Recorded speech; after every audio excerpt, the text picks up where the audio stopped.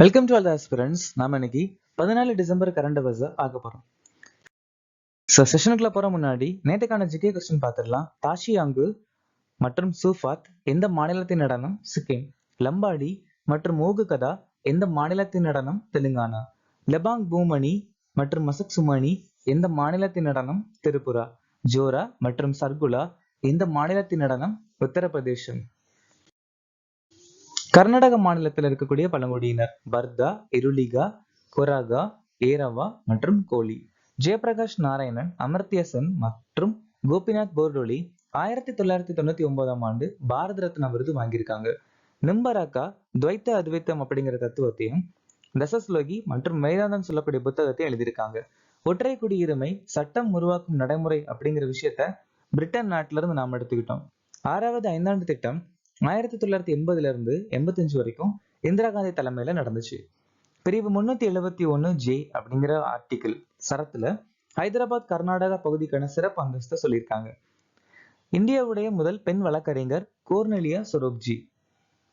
கோண்டு எழுச்சி 1837 இருந்து 56 வரைக்கும் சக்ரா பிசோய் தலைமையில ஒடிசால நடந்துச்சு. டெல்லியில கொண்டாடக்கூடிய ஒரு சில முக்கியமான பண்டிகை பாரத் ரங் மகோத்சவ், சிஸ்ஸி ஜகான் இ குராவ். இன்னைக்கான திட்டம் தேசிய மீனவர் நலன் திட்டம் 1992 வேளாண் அமைச்சகத்தால் அறிமுகமாச்சு. ஏகலவ்யா மாதிரி குடியிருப்பு பள்ளி திட்டம் 1997 பழங்குடியினர் அமைச்சகம். அந்தியோதய அன்யோஜன திட்டம் 2000 நுகர்வோர் உணவு மற்றும் பொது விநியோக அமைச்சகம்.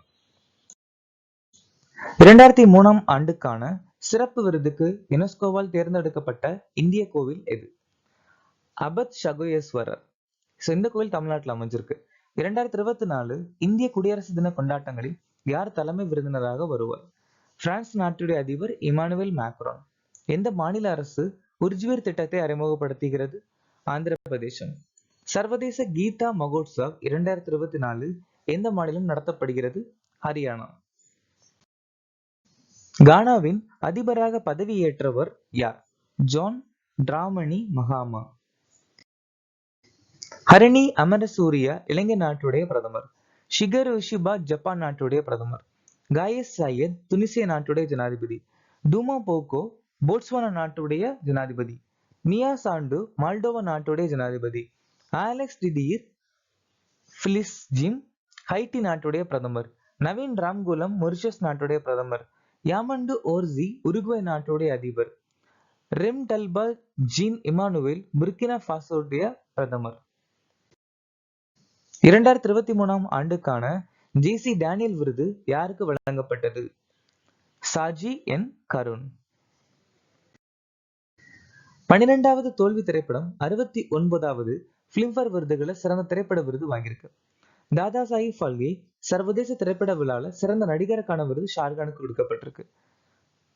77வது கான்ஸ் திரைப்பட விழால பால்ம்டியர் விருது அனுராக் திரைப்படத்துக்கு கிடைச்சிருக்கு.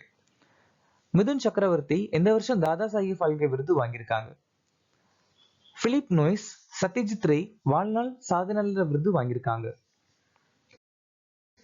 கிரிக்கெட்டின் 3 வடிவங்களிலும் 100 விக்கெட்களை வீழ்த்திய இளம் பந்து வீச்சாளர் யார்? ஷாகின் ஷா அஃப்ரிடி.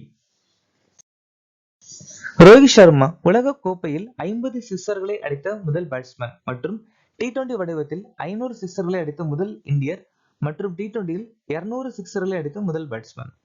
ஒருநாள் போட்டியில் 50 சதங்கள் அடித்த உலகின் முதல் பேட்டர் மற்றும் T20 வடிவத்தில் 12,000 ரன்கள் எடுத்த முதல் இந்தியர் விராட் கோலி.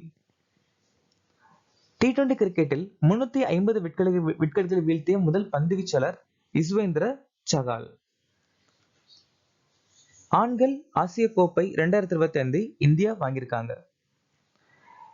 பெண்கள் T20 உலகக்கோப்பை 2024 யுனைடெட் அரபு எமிரேட்ஸ் நடத்த போறாங்க. எந்த நாள் சர்வதேச மழை தினமாக அனுசரிக்கப்படுகிறது? டிசம்பர் 11. டிசம்பர் 11. இந்த வருஷத்துக்கான மைய கருத்து ஒரு நிலையான எதிர்காலத்திற்கான மழை தீர்வு. நவம்பர் 8 உலக கதிரியக்க தினம். நவம்பர் 10 அமைதி மற்றும் வளர்ச்சிக்கான உலக அறிவியல் தினம். நவம்பர் 16 தேசிய பத்திரிகை தினம். நவம்பர் 19 தேசிய ஒருங்கிணைப்பு நாள். நவம்பர் 21 உலக மீன்பிடி தினம் மற்றும் உலக தொலைக்காட்சி தினம். நவம்பர் 3வது வியாழன் தேசிய தத்துவ தினம். நவம்பர் 26 சம்விதான் திவாஸ். எந்த ஆண்டுக்குள் இந்தியா பாரத் அந்தரிக்ஷா நிலையத்தை விண்வெளியில் தொடங்க உள்ளது? 2035. 2035.